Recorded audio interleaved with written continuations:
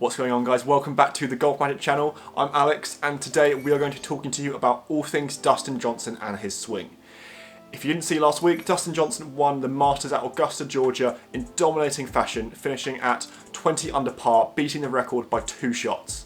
Dustin Johnson is known for having a slightly unorthodox swing with that very strange bowed left wrist at the top of his swing that traditionally some coaches would say it's not the best way to go forwards. But today I've got PGA Professional Adam Glass to talk to you about Dustin Johnson's swing and why it's such a powerful move. I'll pass it over right now to Adam to talk about all things Dustin Johnson.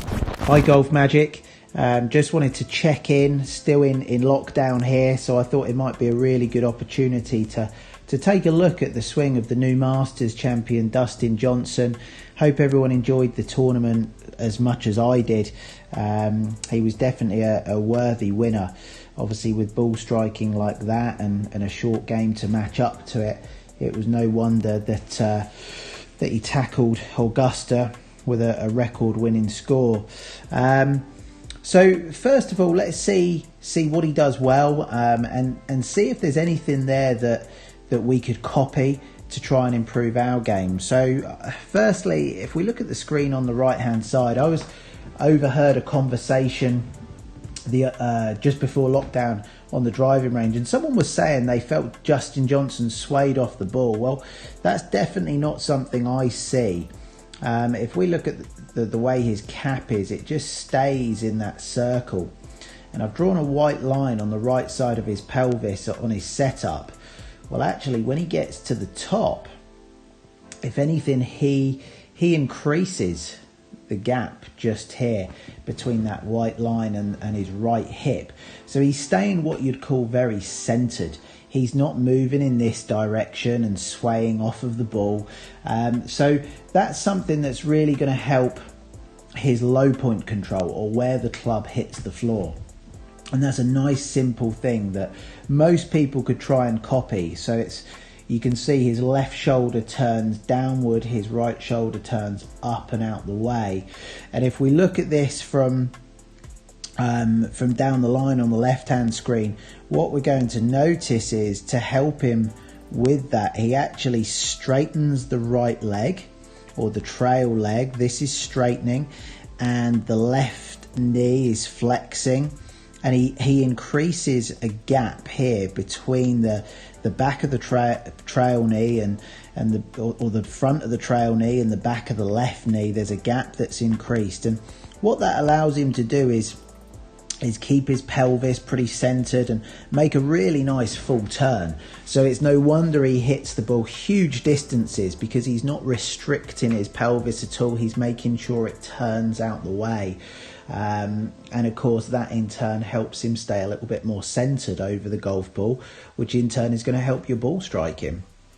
So a couple of that's just a couple of nice simple things that everyone could try and do.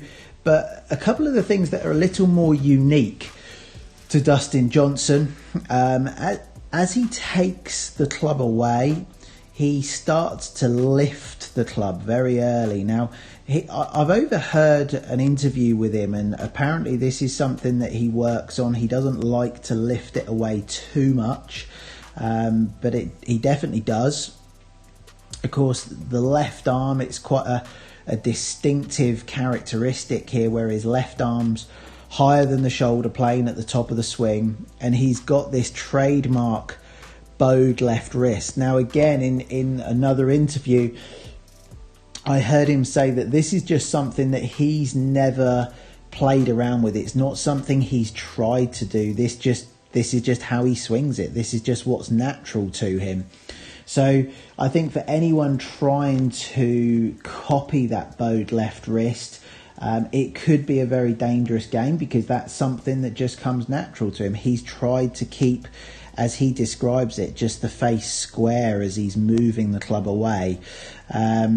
Obviously, if that comes natural to you, maybe don't change it. Unless you're hitting massive hooks, it might not be an issue. It might be something that's just very natural, but we need to find something that matches up to it.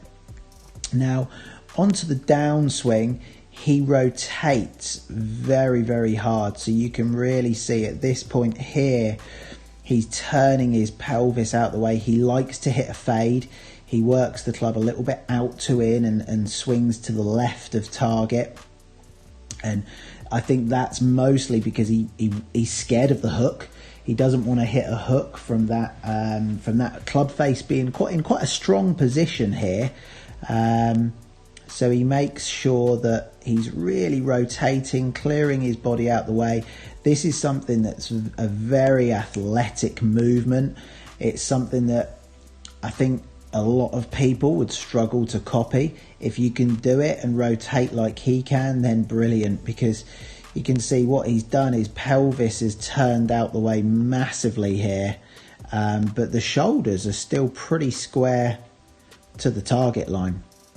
That's a huge stretch there and just shows what an athlete he is. And obviously he works on flexibility and works in the gym very, very hard. So now coming down into impact, what's going to be interesting, and to make sure he hits the fade, you can see the exit here. It's exiting along this original line that was or through the elbow, that original elbow plane line. And you'll see the club exiting here. Now, that's going to encourage him to hit the fade, and I'm sure that's something that he really works hard on, because if we saw the club exiting up in this direction and too far to the right, that's when he would start to hit a hook, and that's obviously a deadly shot for him. He used to draw the ball, he now fades it and clearly feels much more comfortable with the fade and is able to repeat it.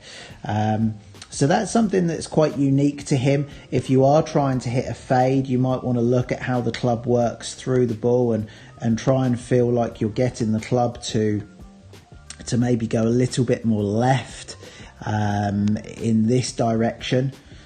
So out here, rather than if you're getting the club exiting too high, that might be why that you're struggling to hit the fade and you start to hit a few snap hooks and a few shots to the left. So a couple of things that everyone can copy there. So guys, that was the analysis of Dustin Johnson's swing. As you can see, an extremely powerful move with that bowed left wrist at the top, but still provides exceptional ball striking and unbelievable distance. Dustin Johnson really is an athlete in all parts of the game, and he shows this by producing week in, week out, dominating performances on the PGA Tour. I hope you guys enjoyed today's video. As you can see, Dustin Johnson is a top class player and we expect him to be at world number 1 for quite some time. Let us know down in the comments what you think of Dustin Johnson's swing and if you're going to try and emulate anything that he does in his particular swing motion. I'll see you guys at the next video.